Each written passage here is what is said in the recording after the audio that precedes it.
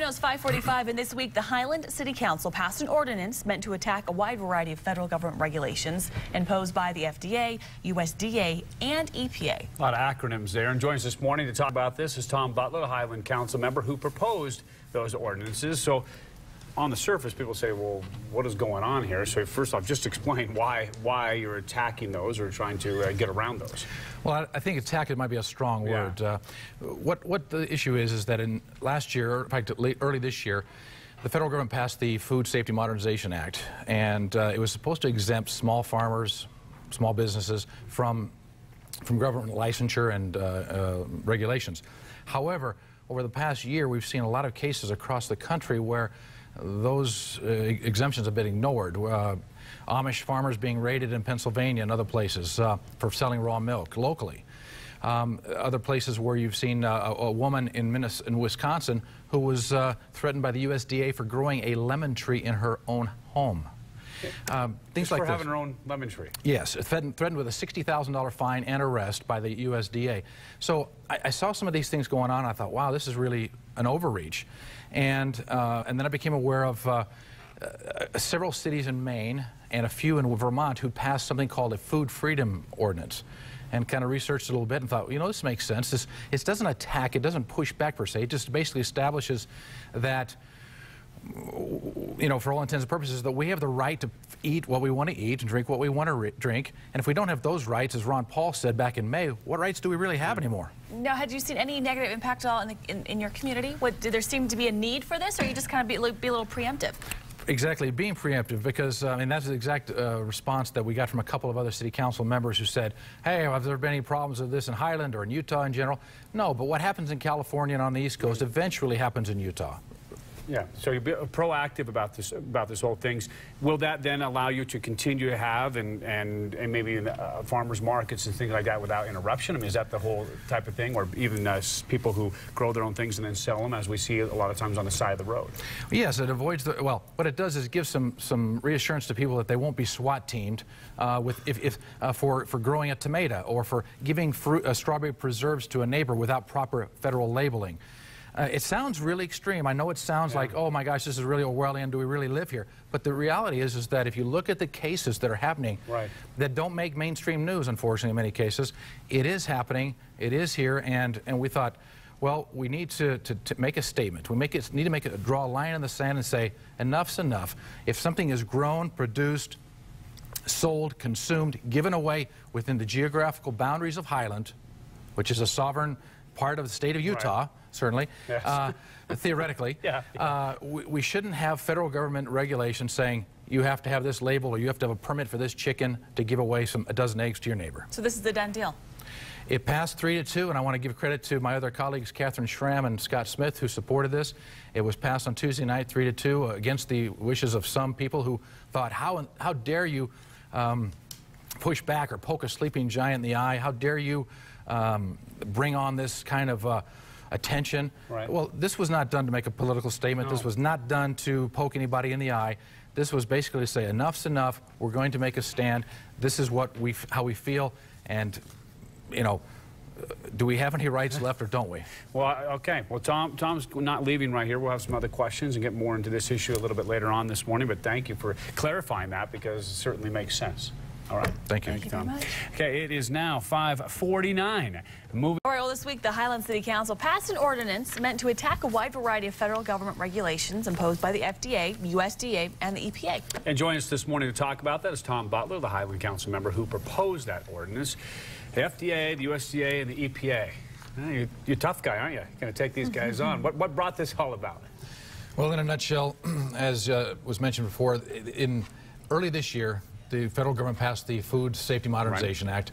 Far sweeping, was the most overreach and most sweeping federal regulation. The aim of that was just to protect people, sure, on the surface anyway. But you think that maybe it went too far? Well, yes. And as a matter of fact, the Tester Amendment that was included in that was supposed to protect small family farmers and ranchers from this bill. However, what happened since then is the opposite of that. And we've got reports of the Amish farmers in Ohio and Pennsylvania being SWAT teamed for selling raw milk locally. You've got a woman in Wisconsin who was threatened by the USDA for growing a lemon tree in her own home. You've got Rawson Foods in California. You might have heard about this. That was raided a few months back in August because they were selling goat milk and organic mangoes. So, I mean, obviously, the government's overreaching here. No, a lot of people would say, this sounds great, but nothing's happened here in Utah, so why are we doing anything right now? Well, what's the point? Well, to answer that, nothing in the Constitution grants the federal government any power whatsoever to regulate food, especially within states, intrastate. Right. It was only put there under the Commerce Clause to, where they get their jurisdiction, supposedly, to regulate trade between foreign nations and the United States and interstate, between states. What we're talking about here is because of this overreach by the federal government, we decided, hey, you know what? If we can't even grow our own tomatoes and give them to a neighbor, or if we can't even grow and exchange raw milk or corn or chicken eggs in our own neighborhoods, what freedoms do we really have left? And we see those signs, at least where I live, I see those signs all over the place. People who do the chickens or sell their tomatoes and things like that. It's aimed to protect that. Why didn't everyone get on board? I know in your city council was basically divided, 3-2 it passed. Yes. Why wasn't everybody on board? Were they afraid that you were going to bring some hailstorm on you? Yes, I think that was part of it. The second part is that our city attorney, and every city has an attorney to get legal opinions, based his opinion on a 1942 Supreme Court ruling, Wickard versus Filburn, where the FDR-packed Supreme Court back at that time ruled against this guy named Roscoe Filburn because he was growing too much wheat on his own farm for his own animals to consume. And so they said, basically, the federal government can do anything. And you might say, well, how does this affect Utah? How does this affect us? It does, because everything that the federal government says affects all of us. Right. And so Casey, our attorney, said, look, this could be ruled potentially unconstitutional at some point down the road. Well, that was enough to say, for some of our council people to say, well, we don't even want to take on that kind of responsibility, that kind of risk. We don't want to put our citizens at risk. You don't want to be taking, I mean, realistically, no small city wants to take on the federal government because of the resources. Of course not. But at the same time, you just felt that was a fight worth fighting. Well, you know, or preventing, I guess. Yeah, it's not worth fighting. We're not looking for a fight. We hope that this is ignored by the federal government. We hope we can live our lives in peace. But the reality is that every day, every week, more and more overreach is happening in all walks of life, not just food. Where do we draw the line? Where do we say enough is enough? Where do we get that spirit of 1776 instead of the spirit of 1984 and just bow down and lick the boots, you know, of all these overreaching regulations? And before you lick the boots, you better make sure that the USDA approves that, because otherwise you could be in trouble. Anyway, Tom, thank you for coming in and explaining this. I believe we're going to sit down and talk to Tom a little bit more later on this morning as well. Thank you, Tom. Thank you. Now 7:12, no issues in traffic, so just bypass that real quickly. This week, the Highland City Council passed an ordinance meant to go after, at least hold back some federal regulations imposed by the FDA, USDA, and EPA. And joining us this morning is Tom Butler. He's a Highland Council member who actually proposed that ordinance. Now, first off, start saying that we are going after or trying to limit the FDA and the USDA and EPA. What exactly did we pass, or did you pass there in your city? Well, the official name of the bill, or the ordinance, is the Local Food and Community Self-Governance Ordinance. Basically, we're not going after the federal government. We're not going after FDA and the USDA. All we're saying is that the Constitution doesn't authorize the federal government at all regarding food production and distribution. Those are state ordinances, state laws. So the state of Utah oversees, I don't know, a real farmer, or just someone who says during the farming season grows a little crop and sells it off their property or something like that, that there are already laws in place for that. Absolutely. And all we're saying is that within the geographical boundaries of Highland, we are subject to the laws of the state of Utah. We don't need additional federal regulations, licensure on giving, you know, if we want to sell chicken eggs or tomatoes or organic, you know, apples. I'm going to assume, and maybe I'm not, I mean, we see signs like this or roadside stands. Nobody goes up to a roadside stand to get strawberries or apples and assumes that the EPA or even the state of Utah is down there inspecting every little thing all the time. Well, no, you don't inspect every single little strawberry, as you just said, but, you know, because of the Food Safety Modernization Act that was passed in January of this year, the federal government has been given more sweeping power to regulate every strawberry, if you will.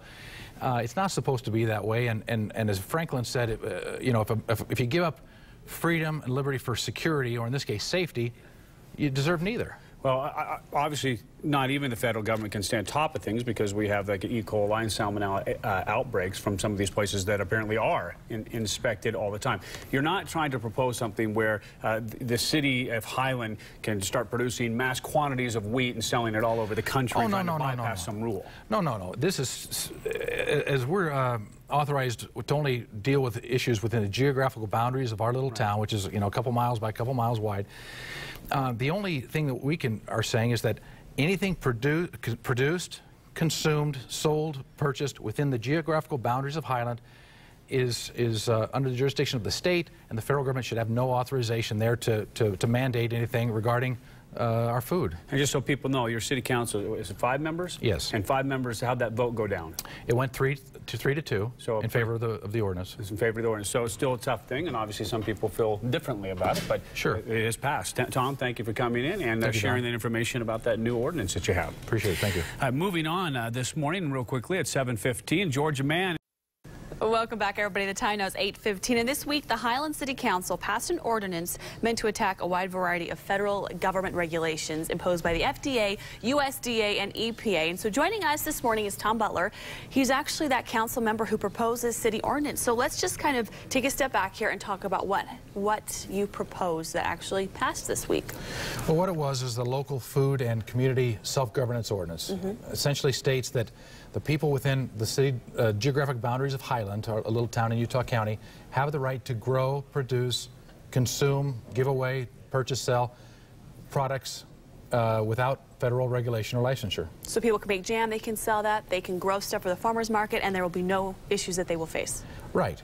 Exactly, because otherwise they're required by, certain FDA labeling requirements and USDA. This all precipitated because of the Food Safety Modernization Act that was passed last January. And sadly, the overreach of the federal government has invaded such that, the Washington Times reports that, the federal sting on Amish farmers selling raw milk. You've probably heard about that. USD threatened a woman in Wisconsin a $60,000 fine, as well as jail time for growing a lemon tree in her own house, a legal lemon tree. But at the same time, you could say, okay, these federal requirements and laws are trying to keep us safe and healthy. So sure. Where is the even balance here? Well, there's a balance, but the state is empowered with the regulation, with the state health department, the state agriculture department, to regulate what goes on with agriculture within the state of Utah. That's where the rules and laws should be placed, not some far-reaching bureaucracy 3,000 miles away.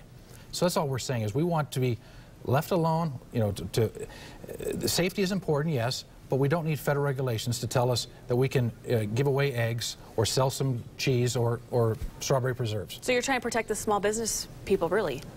Well, farmers, the family farmer and the family rancher, yes. And even people who just will be doing it on the side if they don't have their own farm. Now, some people might say, this sounds all great and well, but doesn't what the feds say kind of trump what the great community of Highland would have to say? That is the argument, that the federal government is the all-powerful, all-seeing eye, if you will. But the reality is that the Constitution gives specific stated responsibilities to the federal government.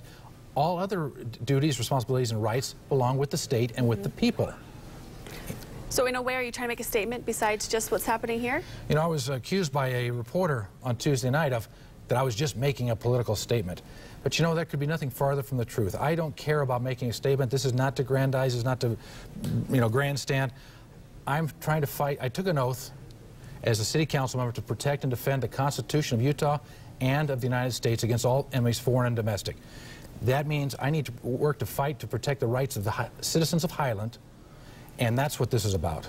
Perfect. Okay. Well, we'll end it there. Thank you very much. Tom Butler, we sure appreciate you coming here this morning and sharing us this cool new ordinance that Highland City has. Thank you. My pleasure.